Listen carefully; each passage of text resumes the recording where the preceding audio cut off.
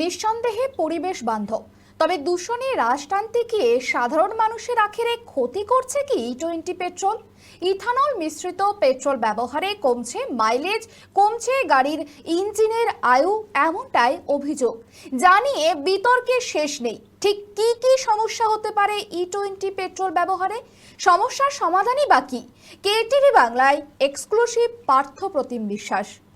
আমাদের দেশে পেট্রোল হচ্ছে যে আমদানি করা হয় বাইরের থেকে, ফলে তার দাম খুবই চড়া। ফলে সেক্ষেত্রে কোনো দেশজ জ্বালানি যদি পেট্রোলের সাথে মিশিয়ে সেটার কার্যকারিতা অক্ষুণ্ণ রাখা যায় তাহলে হচ্ছে সেদিক থেকে ভালো। এবং ইথানল হচ্ছে এই ধরনের একটা যৌগ যা পেট্রোলের সাথে মেশানো যায়। এই নতুন ধরনের জ্বালানি যেটা জৈব জ্বালানি, অর্থাৎ যেটাকে আমরা ই-20 পেট্রোল বলছি, সেটা মানানসই ইঞ্জিন দরকার।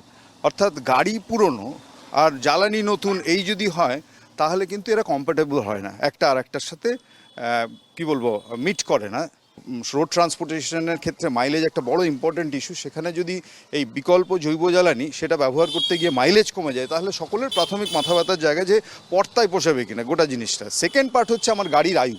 ফলে গাড়ির আয়ুর ক্ষেত্রে আমি আবার বলছি 75% অফ দি ভেহিকেলস যারা ভারতবর্ষের রাস্তায় যারা ঘোরে তারা, বিশেষত ভারত স্টেজ 6-এর আগের যে কটা যানবাহন আছে তারা কেউই ই-20 কম্ফর্টেবল নয়। কিন্তু যেটা হচ্ছে লোকে যেহেতু পেট্রোল পাম্পে গেলে যে ই-20 মোটামুটি নিতে বাধ্য হচ্ছে পেট্রোল, ফলে সেই পেট্রোল যখন আমাদের জ্বালানি ট্যাঙ্কে যাচ্ছে সেখানে দাঁড়িয়ে তার মাইলেজের সমস্যা হচ্ছে এবং গাড়ির যন্ত্রাংশের প্রবল ক্ষতি হচ্ছে। বিহেভিয়ার অফ ইঞ্জিন অর্থাৎ ঝাঁকুনি গাড়ির ক্ষেত্রে সেটা হচ্ছে যে তৈরি হতে পারে। এমনকি ছোটোখাটো বিস্ফোরণের সম্ভাবনা উড়িয়ে দেওয়া যাচ্ছে না। এই নিয়ে সন্দেহ নেই যে ইথানল মিশ্রিত পেট্রোল পরিবেশ বান্ধব জ্বালানি এবং দূষণ অনেকটাই নিয়ন্ত্রণে রাখা যায়।